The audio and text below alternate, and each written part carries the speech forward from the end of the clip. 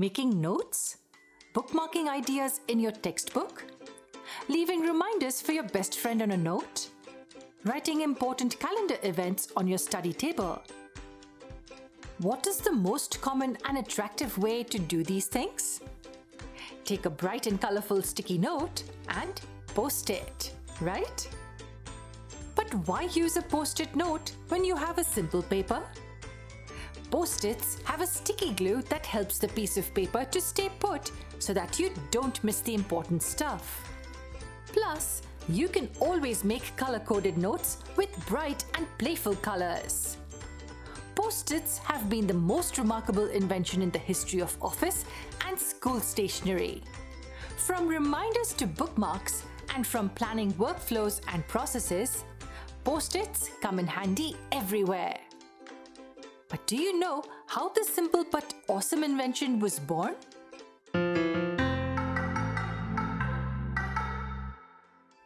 No? No problem. Let's meet Arthur Fry, the man who invented the concept of Post-it. Arthur Fry was a singer at the night choir of a Minnesota church. He always used paper bits to remember the important chords for his choir performance. But these paper pieces would fall off before his performances at the church. One day, even without looking for it, Arthur found the solution to this problem. He was attending a seminar by Spencer Silver, a scientist at 3M. Silver had created a unique low-tack adhesive. This invention of Silver was an accident. He was originally trying to create adhesives for aerospace to hold strong objects together, but he failed and thus ended up with a low-tack glue. Although this glue was weak, it was strong enough to cling onto objects to allow a temporary bond. One could even reuse it multiple times.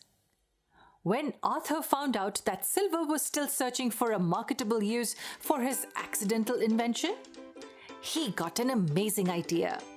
He requested Silver for a sample of this adhesive to try it on the paper bits for his church choir notebook.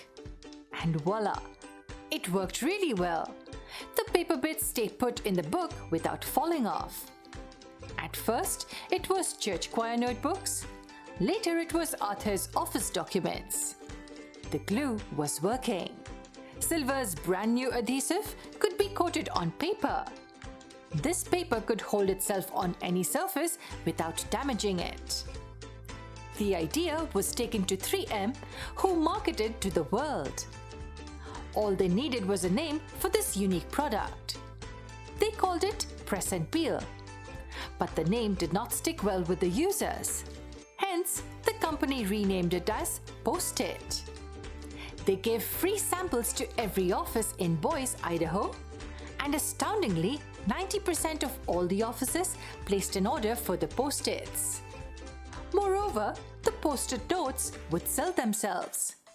How? Well, if a user marked his document with Post-it and shared it with other users, they would find the notes amusing yet very helpful in organizing. Hence, they would place an order for their own Post-it.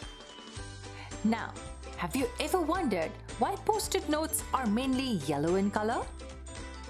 Well, there is a fun fact behind this.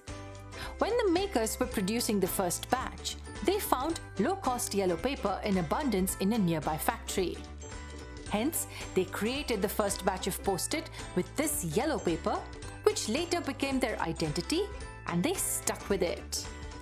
3M now produces over 50 billion of these yellow sticky notes every year. That's a huge number, isn't it? Besides, this Fry-Silver duo's innovation has given birth to many more such inventions. For example, big sticky pads are a notepad version of Post-it. Super sticky notes, which have a stronger glue that sticks better to vertical and non-smooth surfaces. So did you notice how a super failed product elsewhere gave birth to an amazingly powerful idea and ultimately led to a revolutionary product?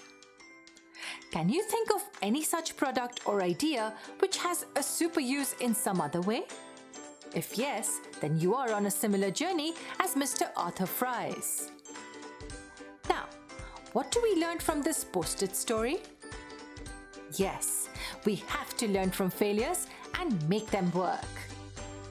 Write this on a Post-it and stick it in your mind, but permanently. Are there other interesting things you know about Post-it? Do tell us in the comment section below. And don't forget to visit the Empower website to learn more about entrepreneurship. Happy learning!